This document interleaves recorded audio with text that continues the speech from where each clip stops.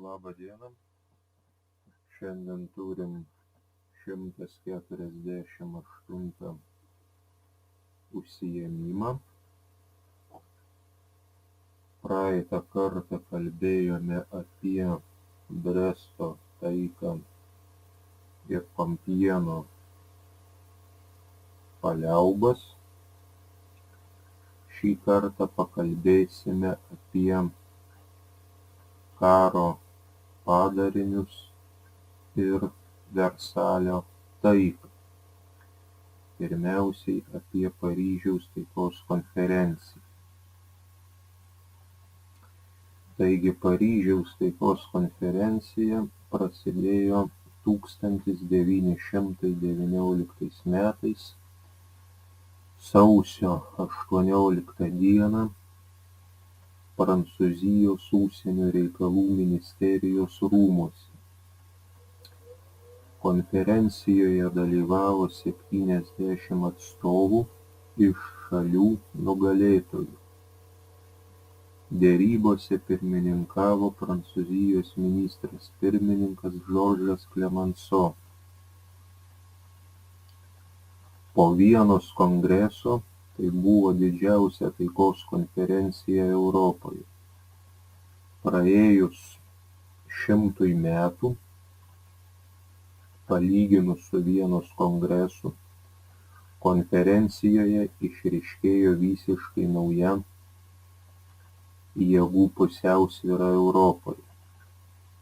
Paryžiaus taikos konferencijoje iš 5 didžiųjų valstybių, dominavusių Vienos kongrese, būsimus taikos klausimus sprendė tik 2 šalys, tai yra Anglija ir Prancūzija. Vokietija ir Austrija, kaip nugalėtos valstybės, negalėjo dalyvauti taikos derybose, kaip ir Rusija dėl įvykusio bolševikų perversmo bei ideologinių sumetimų. Taikos konferencijoje dalyvavo naujos Europos šalys, kurių prieš 100 metų vykusio Vienos kongreso metu dar nebuvo. Tai Italija, Belgija, Graikija, atkūrusi nepriklausomybę Lenkija, nauja susikūrusi Vidurio Europos valstybė Čekoslovakija. Konferencijoje turėjo būti parengtos taikos sąlygos Europoje, bet šiuos klausimus sprendė ne vien Europos valstybės. Labai svarbų vaidmenį Paryžiuje vaidino Jungtinės Amerikos valstijos, kurių prezidento Woodrow Wilsono 14 punktų programa buvo pagrindas būsimai sutarčiai. Be Amerikos viena pagrindinių šalių, lėmusių taikos sąlygas, buvo Japonija. Iš užjūrio valstybių konferencijoje dalyvavo Didžiosios Britanijos dominijos. Nugalėtoji Vokietija bei buvusios jos sąjungininkės, tai yra Austrija, Bulgarija, Turkija, taikos konferencijoje negalėjo dalyvauti.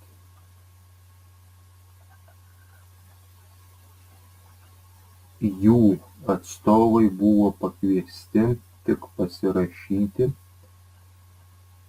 nugalėtojų parengtų taikos sutarčių.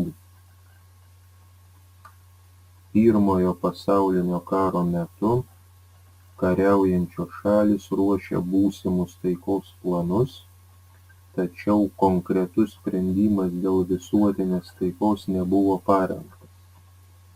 Todėl Paryžiuje prasidėjusi konferencija užtruko, kol buvo parengtos taikos sąlygos.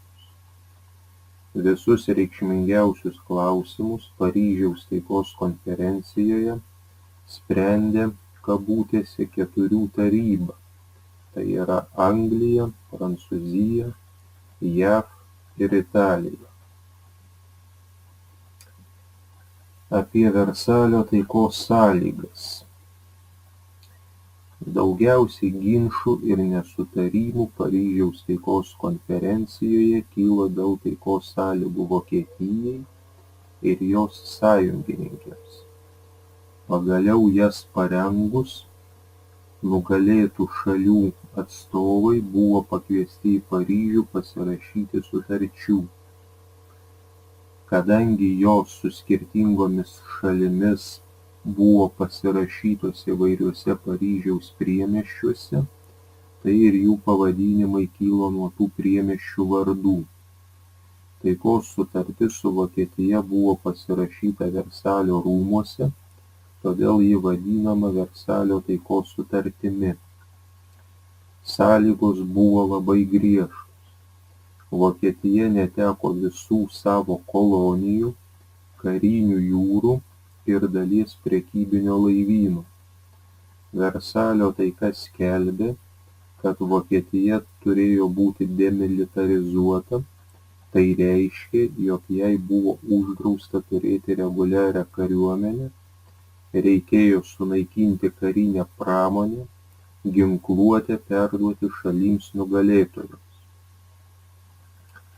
Visos karinės tvirtovės palei Reino upę turėjo būti sugriautos. Vokietija galėjo turėti tik 100 000 kareivių, apsaugoti sienas ir palaikyti vidaus tvarką. Vokietija prarado ne tik kolonijas, bet ir daugiau kaip 70 000 kvadratinių kilometrų teritorijos. Prancūzijai ji turėjo atiduoti Elzasą ir Lotaringiją, prisijungtą 1870–1871 metais, kuomet vyko karas. Saro sritis ir kairysis Reino krantas 15 metų buvo perleistas valdyti tautų sąjungai. Dalis buvusių vokiškų žemių buvo atiduotos Belgijai ir Danijai. Rytuose Vokietija neteko buvusios vakarų Prūsijos, prijungtos prie Lenkijos su centru, tai yra Poznanės miestu. Lenkijai atiteko ir dalis Silezijos. Gdansko uostas buvo paskelbtas laisvu miestu, esančiu tautų sąjungos žinioje. Nuo Vokietijos buvo atskirtas Klaipėdos kraštas. Taikos sutartyje buvo skelbiama, kad Vokietija ir jos sąjungininkės yra atsakingos už karo sukėlimą Europoje, o tuo pačiu už visus padarytus materialinius nuostolius. Taigi Vokietija juos turėjo atlyginti. Pareikalautos iš Vokietijos reparacijos buvo labai didelės. Ir ją išmokėti sutriuškinta šalis negalėjo. Vokietija privalėjo atiduoti dalį savo prekybinio ir žvejybinio laivyno,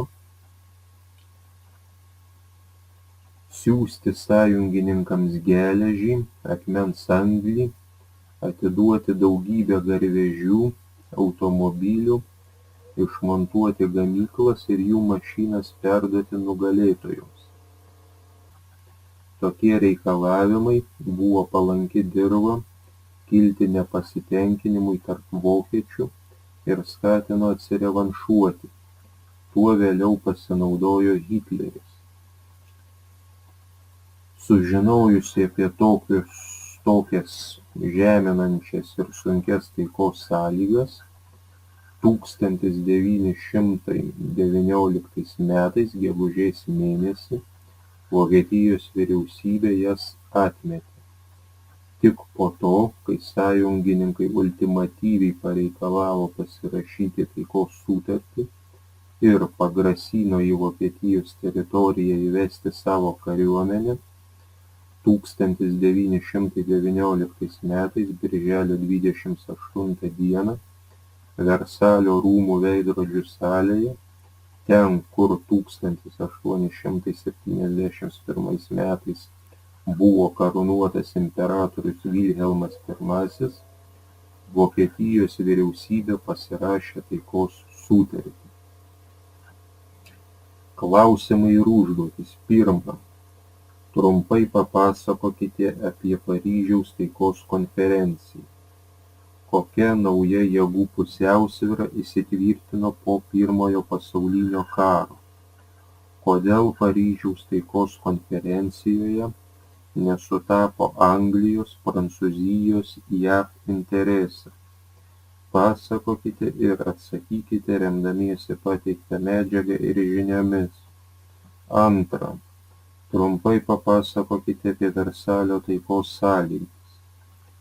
Kokios buvo Versalio taikos sąlygos Vokietijai? Pasakokite ir atsakykite remdamiesi pateiktą medžiagą ir žiniomis.